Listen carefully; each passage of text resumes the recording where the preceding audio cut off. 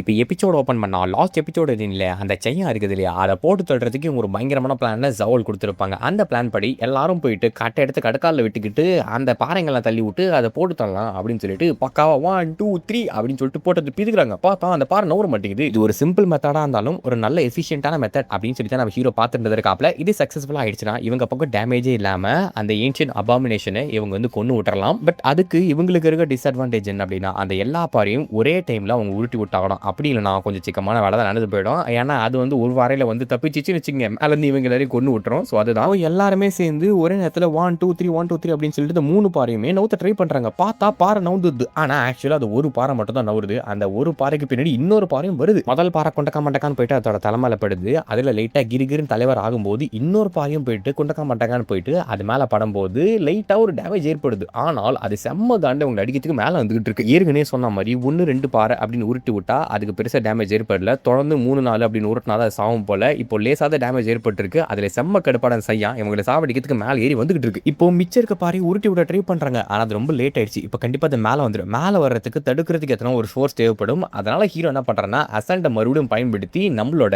லேக்கரக் உடம்புக்குள்ள பூந்து அந்த பாறைகள் எல்லாத்தையும் நோச்சு விட்டுறாப்ல. பாறைகள் மட்டும் நோச்சு விட்டா அதை பத்தே பார்த்தப்ப என்ன மொத்தத்தையும் நோச்சுட்டாங்கன்னா அது முதல்ல கொண்டிருக்கலாம். ஆனால் இப்போ கம்மியாக தான் நோத்து விடுறாங்க. ஸோ அதில் இருந்து எக்ஸ்ட்ரா ஒரு ஃபோர்ஸ் தேவைப்படுது. அதுக்கு தான் இவரோட பவரை வந்து லேக்கரக் மேலே போட்டு பூஸ்ட் ஆன் நான் சொல்லியிருக்கேன் இல்லையா, சாதாரண பவர் அப்படியே 10x வந்து ஆயிடும் அப்படின்னு சொல்லிட்டு. அதனால அந்த இடத்துல ஈட்டி வச்சு இன்னொரு அடிக்கிறதுக்கு எகிரி குதிப்பாப்ல. ஸோ அந்த இடத்துல அந்த பாறைகள் படுற அதே வேலையில் ஜாக்ராக்கும் நம்ம ஹீரோவோட பவரை பயன்படுத்தி ஒரு பெரிய பிளாஸ்ட் கொடுப்பாப்ல. இது எல்லாத்தையும் வாங்கின அந்த அபாமினேஷன் அடி தாங்க முடியாம அந்த இடத்துல பரண்டு வந்து பாறைகள்ல மாட்டி சிக்கி போய் இறந்து போகுது. அப்படியே ஃபைனலாக அதை கொண்டு விட்டுறானுங்க. நார்மலான இதில் பார்த்தீங்கன்னா இந்த அபாமினேஷன் அடிக்கிற அளவுக்கு இந்த இடத்துல சுத்து வட்டரில் எந்த ஒரு ஸ்பீசிஸுமே கிடையாது. ஆனால் இப்போ ஹீரோ கிரியேட் பண்ண அந்த ஒரு கேங்கு செம்ம இன்டெலிஜென்ட்டாக பிஹேவ் பண்ணி அதோட சேர்ந்து நம்ம ஹீரோ ஒரு பவர் ஹேண்ட் ஆகி அதை கொண்டிருக்கானுங்க. சக்சஸ்ஃபுல்லா அபாமினேஷன் அடிச்சு முடிச்ச பிறகு ஏன்ஷியன்ட் கிளியோபாட்ரா அப்படின்னு சொல்லிட்டு இன்னொரு பேர் இருக்கு. அந்த பேர் வந்து வாயில் நுழையவே இல்லை. அதுல வந்து இவனுக்கு ஒரு எசன்ஸ் கிடைக்குது. நான் தான் ஏற்கனவே சொன்னேன் இல்லையா, அதெல்லாம் பழைய காட்ஸோடதுன்னு சொல்லி. ஸோ அவனுக்கு உருவாக்கின அந்த எசன்ஸ் இவன் நம்ம ஹீரோக்கு வந்து கிடைச்சிச்சுன்னா இவனுக்கு ஓனான அவன் அபாமினேஷன் அவன் கிரியேட் பண்ணிக்கலாம். அது அபாமினேஷன் சொல்ல மாட்டாங்க, வேற ஒரு பேர் இருக்கும். இவன் கிரீச்சர்ஸ் அப்படின்னு வச்சுக்கோங்களேன். அதே மாதிரி இப்போ இந்த பேட்ல வின் பண்ணதால நம்ம ஹீரோ மேல வச்சிருக்க அந்த நம்பிக்கை இருக்குது இல்லையா, அந்த நம்பிக்கை ரொம்ப அதிகமாக இன்க்ரீஸ் ஆயிருக்குது. பட் நம்பிக்கையை விட அவனுக்கு தேவையான விஷயம் அந்த எசன்ஸ் தான். இவன் ஒவ்வொரு வாட்டும் டிசென்ட் ஆகி போறான் இல்லையா, எதனா வந்து செக்காக வந்துச்சுன்னா போயிட்டு அந்த இடத்துல பவர் யூஸ் பண்ணுறது. ஆனால் டிவைன் கிரீச்சர்ஸ் இருந்துச்சுன்னா அது செம பவர்ஃபுல்லாக இருக்கும் இந்த செய்யா மாதிரி. ஸோ அவங்களோட ஆட்களுக்கு எதனா பிரச்சனைனா இந்த டிவைன் கிரீச்சர் அனுப்பி அவன் ஹெல்ப் பண்ண வைக்கலாம். இதுதான் அவனுக்கு இருக்க ஒரு அட்வான்டேஜ். வாரெல்லாம் பார்த்தீங்கன்னா ஒரு 4-5 டிவைன் கிரீச்சர் வச்சிருந்து எப்படின்னு யோசிச்சு பாருங்க. அது ஒரு டிவைன் கிரீச்சரே 10-20 பேருக்கு இல்லை 100 பேருக்கு சமம். அந்த அளவுக்கு பவர்ஃபுல்லான வெப்பன்ஸ் வந்து அவன் யூஸ் பண்ணான் அப்படின்னா அவன் மற்ற ஃபோர்ஸஸை ஈஸியாக டிஃபீட் பண்ண முடியும். இவனுக்கும் வந்து இவனோட மக்களை பாதுகாக்கிறதுக்கு ஒரு அஷூரன்ஸ் இருக்கும். அதனால இவன் மேலே நம்பிக்கை இன்க்ரீஸ் ஆகும். அது ஒரு பாயிண்ட்ஸ் மாதிரி இவன் மேலே எவ்வளோ நம்பிக்கை கேட்குறாங்களோ அந்த பாயிண்ட்ஸ் ஏறிக்கிட்டே இருக்கும். அதை பயன்படுத்தி இவனோட லெவல் அப் பண்ணலாம். அண்ட் சில பல எக்யூப்மெண்ட்ஸ் வாங்கலாம் போல. அதை டிவைன் பீஸ்ட் சேக்ரெட் பீஸ்ட் எது வேணா கூப்பிட்டுக்கோங்க. இந்த உலகத்தை பொறுத்த வரைக்கும் நம்ம ஹீரோ எதனா ஒரு தனிப்பட்ட முறையில் உருவாக்கினா அது சேக்ரெட் பீஸ்ட் அப்படின்னு கூடுவானுங்க. அதுக்கு அதிகமாக லெவல் ஏற்ற அதோட பவர்ஸுமே வந்து இன்க்ரீஸ் ஆகுமா. அதே மாதிரி அதுக்கு டைட்டில்ஸுமே கிடைக்குமா, இன்கான்டேஷன் அப்போஸ்டல் அப்படின்னு சொல்லிட்டு. கேம்ல இருக்க மாதிரி இதுவும் வந்து சேமாக தான் கிரியேட்டிங் சிஸ்டம் இருக்குமா அப்படின்னு சொல்லிட்டு அந்த எசன்ஸ் எடுத்தோடனே அவன் புதுசாக ஒரு டிவைன் பீஸ்ட்டை உருவாக்க ஆரம்பிக்கிறப்பல சரி டெஸ்ட் பண்ணி பார்த்துருவோம் அப்படின்னு சொல்லிட்டு காசா பண்ணவான்னு இப்போ அங்கே அப்படியே கட் பண்ணி உள்ளாரக்க நம்ம லிசார்மெண்ட்ஸை காட்டினாக்கா அந்த அவ்வளோ பெரிய சையை அடிச்சு போட்டு கிடக்கிறத பார்த்த உடனே இந்த சாப்பாடை யூஸ் பண்ணலாமா அப்படின்னு வச்சு அதை எடுத்து சாப்பிட்டு பார்க்குறாங்க. பார்த்தா ஒரே புளிப்பு. என்னென்ன அது இரவு மாடிச்சானி அப்படின்னு சொல்கிற மாதிரி தான் இருக்குது.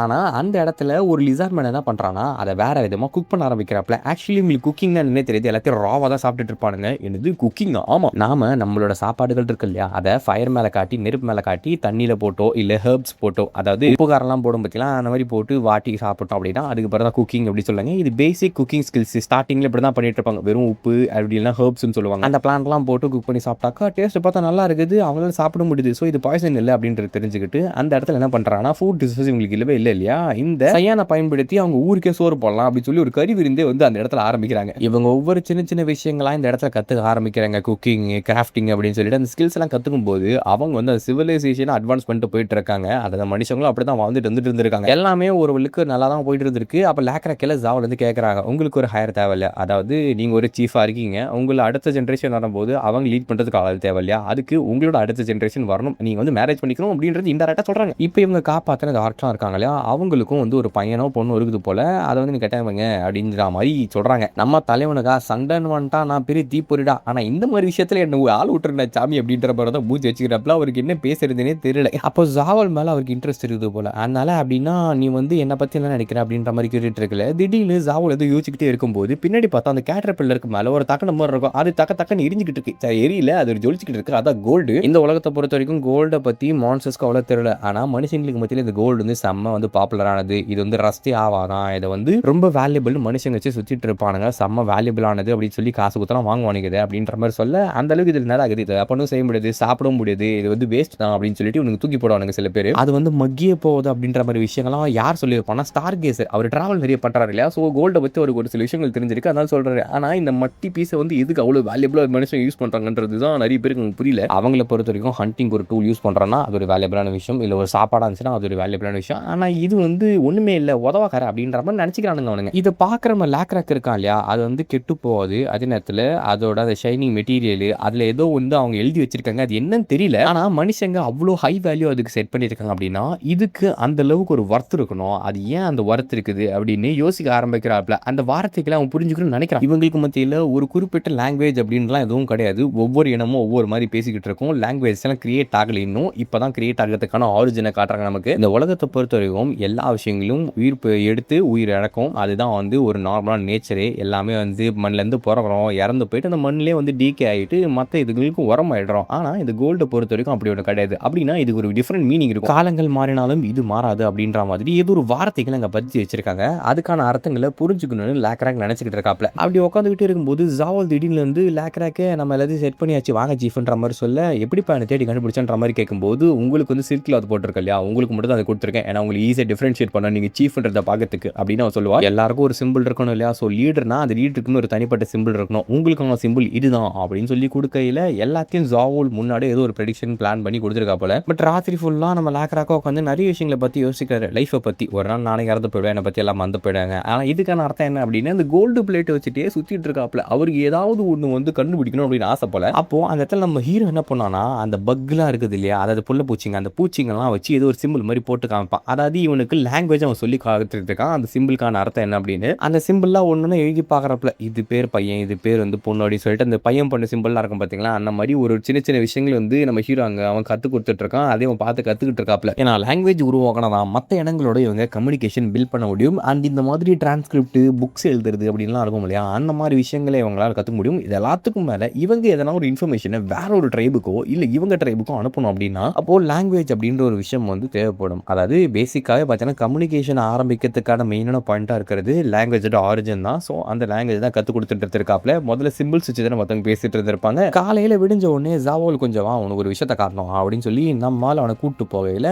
அவர் எது வராப்ல. வந்த பிறகு பார்த்தீங்கன்னா எல்லாரும் தூங்கிட்டு இருப்பாங்க. அப்போ ஒரு 2 சிம்பிளை போட்டு காமிப்பான். இது வந்து ஆண், இது வந்து பெண், அதாவது இது வந்து நானே, இது வந்து நீ. ஆக்சுவலி அவன் வந்து வெறும் மேல் மட்டும் தான் சொல்லியிருப்பான், ஃபீமேலை பற்றி சொல்லியிருக்க மாட்டான். ஜாவோலே அதை கண்டுபிடிச்சிருப்பான். ஸோ ஜாவோலோட இன்டெலிஜென்ஸ் என்ன அப்படின்றது இங்கே தெரிஞ்சிருக்கும். அவன் வந்து அந்த கேங்கில் இருக்குதுல அறிவாளி அப்படின்னு வச்சுக்கோங்க. அவன் இல்லை அவன். இப்போ அந்த 2 போட்டு அதுக்கு நடுவில் ஈக்குவல் டு சிம்பிள் போட்டிருக்கான். ஆமா இது என்ன அர்த்தம் அப்படின்ற மாதிரி கேட்கல, இதுக்கு அர்த்தம் வந்து அவங்கள்ட்ட பேர் கப்புள்ஸ் ஆவான். அதாவது ஒரு இது இன்டைரக்டா ப்ரப்போஸ் பண்ணிட்டு இருக்கான். ஒரு மாதிரி பார்க்கறதுக்கு சீக்வன்ஸ் வித்தியாசமா இருந்தாலும் அதை வந்து ஒரு மாதிரி ரொமான்டிக்காக தான் காட்டிட்டு இருந்திருப்பாங்க. அதாவது எனக்கு வந்து வேற ஒரு ஆர்க்லாம் தேவை கிடையாது, எனக்கு வந்து சோல்மேட்டா நீ தான் இருக்கணும் அப்படின்னு சொல்லி தலைவன் பக்காவா அந்த இடத்துல லாங்குவேஜை கற்றுக்கிட்டு நீ கூட இரு அப்படின்ற மாதிரி சொல்ல, லேக்ராக் இதுக்கான அர்த்தம் என்னன்றது உனக்கு தெரியுமா, எனக்கு நல்லாவே தெரிஞ்சதுனால தான் இதை உன்கிட்ட நான் சொல்கிறேன் அப்படின்னு லேக்ராக் சொல்ல, அவ்வளோதான் அந்த இடத்துல 2 காதல் ஜோடிகளும் முடிச்சிடுறாங்க. இப்போ எல்லாமே சக்ஸஸ்ஃபுல்லாக முடிஞ்சு போயிடுச்சு. அடுத்ததான் இப்போ அடுத்த கட்டத்துக்கு போனாய் லேக்ராக் என்ன பண்ணுறான், லிசர்மெண்ட்ஸை பொறுத்த வரைக்கும் அவங்க அவங்களோட ஃபியான்ஸைக்கு ப்ரப்போஸ் பண்ணுறது ஹண்ட் பண்ணி அந்த இடத்துலையுமே காட்டினாங்க போல. அதனால ஒரு ஹண்டிங் பண்ணி ஒரு மானை பிடிச்சிட்டு போகிறாப்புல. பார்த்தாங்க ஜாவோலு ஒரு 10-15 மண்ணு பிடிச்சி வச்சிருக்கோம் வலையை போட்டு இப்படியே ஃபன் பண்ணிட்டு அடுத்த நாள் அங்கேருந்து கிளம்பும் போது அந்த ஆர்க் இருக்காங்க இல்லையா, அவங்களுக்கு அந்த பிளேஸ் அப்படியே விட்டு போயிடுறாங்க. ஏன்னா இதுதான் அவங்களோட வாழ்விடமாக இருந்துச்சு. ஸோ அவங்கள அங்கேருந்து விரட்டுறது அவங்களுக்கு விரும்பவே கிடையாது. நீங்கள் இங்கே வாழ்ந்துக்கோங்க, அந்த மான்ஸ்டர்லாம் டிஃபீட் பண்ணியாச்சு இல்லையா, அவங்களுக்கு எந்த ஒரு பிரச்சனையும் இருக்காது அப்படின்னு சொல்லிட்டு அதை சொன்ன உடனே அந்த ஆர்க்கோட சீஃப் பயங்கரமாக அழுதுட்டு ரொம்ப நன்றி சொன்ன பிறகு